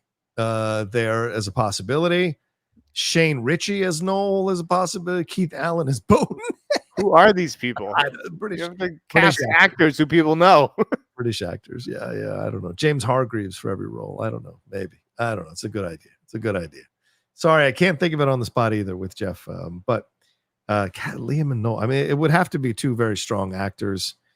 What about the kid from Moonrise? Asa Butterfield. Oh, Asa's a nice choice. Asa and Cody kind of look like each other, so you could make that work with the big eyes. I'm down with that. All right, I know you got to go, so let's get power through these, brother man. Mike McKenzie said, just found out I'll be in Toronto during TIFF. Hopefully I'll bump into Jeff Sneider. I'll buy you a beer, Jeff. What film should I keep an eye on at the festival? All of them. Oh shit, there's a lot. Actually, there's one with Barry Keoghan and Chris Abbott as like, I don't know if they're brothers or whatever, but like I think it's called Bring Them Down. I'm very curious about that. I like those kinds of like crime movies. Yeah, fair point. Okay, there you go. Tipster1222 says, have you guys watched The Clove Hitch Killer? I just saw it on Netflix. Loved it. Seems like it would be right up Jeff's alley. Jeff? Yeah, I did. That's the one with Dylan McDermott, I believe. Oh, okay. I like that movie. Okay. It was good. Done. Philly19057 says, I want to know which horror movies kept Jeff up at night as a child and which ones did as an adult. One of each, Jeff. I mean, the movie that I had to shut off as a kid because it was too scary when I was 16 or whatever was Evil Dead, the original. Oh, God, the original? Yeah. Fuck that. That fucked me. That fucked me up, dude. That one fucked me up still as an adult. As an adult, I mean, I've seen the sick shit. I've seen all the extreme shit. So I don't know. I'd have to look at my tweets because I think that there was something recently that Human Centipede brought to mind. No, I've seen a Serbian film and stuff like that. So I'm gross. Yikes! You don't want to know the shit that I've seen, guys. I don't. Love Diggerborn says, what are your thoughts on a short list of directors for the next James Bond movie? Only on the list I have doubts about is Kelly Marcel because she wrote Venom and 50 Shades of Grey. She has also directed the next Venom movie and it looks awful. But yeah, Jeff, did you see the short list? I don't think it looks awful. I mean, I wrote the fucking short list. I mean, I saw the Telegraph did that story, and yeah. I mean, it was basically a lot of the same names that I had. They added one that I didn't have, which I think would be a great hire. I don't know if he needs to. I think he may need to do something else first. Yeah, but I think he's an amazing director, and that's Bart Layton. Okay. Bart Layton did American Animals, which is the movie that I've been advocating for years on this podcast. Yeah. With Barry Keoghan and Evan Peters. A terrific, terrific movie. And if you haven't seen it, check that out. Check out his documentary, The Imposter, as well. Bart Layton would be great. I just think he needs a stepping stone between American Animals and a Bond movie. I love the idea of Berger. That's my choice. Until I hear a better choice, I'm dying on that hill. Berger should be the guy because Bourne is not the answer. No. But I mean, if you can do Bond, why are you flirting with Bourne? Yeah. This makes no sense. Agree. He is on Bourne now. Yeah. But that's just because Bond wasn't ready to hire. Right. If he is able to make the switch, I think he will. Agreed. Mike McKenzie says, Love, already read that one. Shamo says, which noir film do you all enjoy more, Chinatown or LA Confidential? I think both are masterpiece works of art. And do you think it's time for Hollywood to get back into the making noir films business? Well, they kind of do still make noir films. They're just not as overtly noir as something like Chinatown or LA Confidential. I mean, those are two of the greatest scripts maybe ever. I can't even compare those two, man. They're two such completely different films that I think they're both equally fantastic. Although I would give the edge to Chinatown. I would have to give the edge to Chinatown. I'll give the edge to LA Confidential. Okay. I always found Chinatown a little overrated. It's literally you in the movie. You are literally Jack Nicholson in the movie. That's fascinating. You would totally get your nose chopped off getting too close to something. Buffalo Dobby says, hey guys, what is one movie you wish you could watch again for the first time? Oh, my answer is always the same. The Matrix. That's always the same. I fucking love The Matrix. Jeff? A movie I wish I could watch again for the first time. My boy, Donnie Darko. Donnie Darko. There you go. Geeky Laura says, what is an 80s or 90s film that you feel should be remade because the concept is solid, but the execution is either shoddy or dated? For me, it's The Last Starfighter. 90s film that should be remade? Is it 80s or 90s? 80s or 90s. Sorry, 80s or 90s. Yeah, I'm focusing on 90s because 80s has already been remade to the nth degree. I think Point of No Return, which was a remake of La Femme Nikita. If you could do a remake of that nowadays, I'd be really excited to see if you gave it to an up-and-coming gritty filmmaker, female filmmaker, to see what she could do with something like La Femme Nikita. Because although Bridget was fine in the movie, it just was nowhere near what Anne Perriot did with the original with Luc Besson. So I'd like to see a version of that, a better American version of that. I have no idea how to answer this. Aren't there any horrors from the 90s that you thought were shoddy? Okay, you know what I want to see them redo because it's still terrifying to me is Ghoulies. Oh, God. You remember Ghoulies? Of course. They're creatures that come out of the toilet and crawl up your ass. Yeah. My deepest fear, for sure. Exactly. Everybody's. A snake went where? Jake Gyllenhaal, who's watching us, says, any idea what David Yates is up to? How come he was never in the discussion? He'd be crazy enough to watch us. Hi, Jake. How come he was never in the discussion for the Avengers films? He may have been a good choice. David Yates? I think because those Potter films are fine and good, but they're not like, I don't know. I don't really see David Yates's. And didn't he do the other ones? The Ministry of whatever it is? Bring him in for Young Avengers. I guess. I don't know. I guess. Yates, I would like to see Yates like, what is a David Yates movie outside of Harry Potter? Pain Hustlers. Yeah, that Netflix. was bad. Legend of Tarzan with Samuel L. and Margot Robbie. Bad. Yeah. Girl, I don't even know this one. The Girl in the Cafe. How did he even get these Harry Potter gigs? Because he's British. That's why. Yeah, he doesn't do it for me. Oh, and State of Play, which I heard was a fantastic series with Bill Nighy. So that must have been the calling card. But yeah, look, those are good movies. Order of the Phoenix, Half-Blood Prince. I think Deathly Hallows Part 1 is good. And the first Fantastic Beast is fine. But there's a lot of clunkers in his resume. So I wouldn't want him anywhere near a Marvel movie, to be honest with you. So just with all the Marvel shit. John, did you see my Jor-El theory in the Superman write-up last night? I did not. Let me know. What is it? And as we'll wrap up here, because we're done with the Super Chat stream. And I'm out of throat. So don't you think that the Superman cast could be bigger and better? Bigger? I don't know about better. Better implies quality, right? Better implies talent. It's a little bigger. Maybe name-wise, I can hear you, but better. I mean, Brosnahan's fantastic. Yeah. So I mean, so James Gunn keeps getting asked about, are there going to be Guardians of the Galaxy people in the DCU? And he's like, I can't say. That would be a spoiler. Right. Do you think it's possible Chris Pratt is Jor-El? Oh God. I hope not. I would not want to. Doesn't it feel like, it feels like they saved money on this cast with some of these choices. And that's because they had to pull the Downey with Dr. Doom. It's because we actually spent $30 million on Chris Pratt to come in and do a scene or two. Yeah, you look at Nathan's not commanding, David Corn Sweat, Frank Grillo. Maybe Nicholas Hoult is commanding a good amount of change. Wendell Pierce. These are all very good actors. Sean Gunn, Pruitt Taylor Vince, all very good actors. Anthony Carrigan. But yeah, not going to break your bank. So you might be right that they're saving the money for someone huge. And look, we've had... And it could be somebody else. Yeah, right. It could be Bradley Cooper, right? Maybe that's the Guardians of the Galaxy star. Maybe he's Jor-El. Batista. But I feel like it's Pratt or Bradley Cooper. Like someone has to be Jor-El, and I think it's going to be a Guardians guy. And so it's got to be someone of the magnitude, right? Like I'm sure you said this in your article. I mean, Brando and Russell Crowe, those are big dudes, like big in terms of presence and energy. So who's going to match that as Jor-El in the Superman film? I mean, Cooper Hardy? has it, Sure. but I don't know if he's too old. Yeah. Right, because he's supposed to be playing like a new father. Right. I mean, you would think. Yeah. I don't know if that's more Chris Pratt.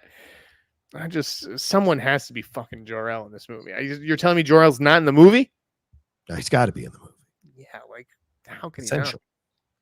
Yeah, like Mom and Pa can't. Not big names. No names. Certainly resumes, but not big names. So yeah, that's a great point. I didn't even thought about that. Something is up here, man. I just sense it, like that James Gunn still has another surprise up his sleeve for Superman.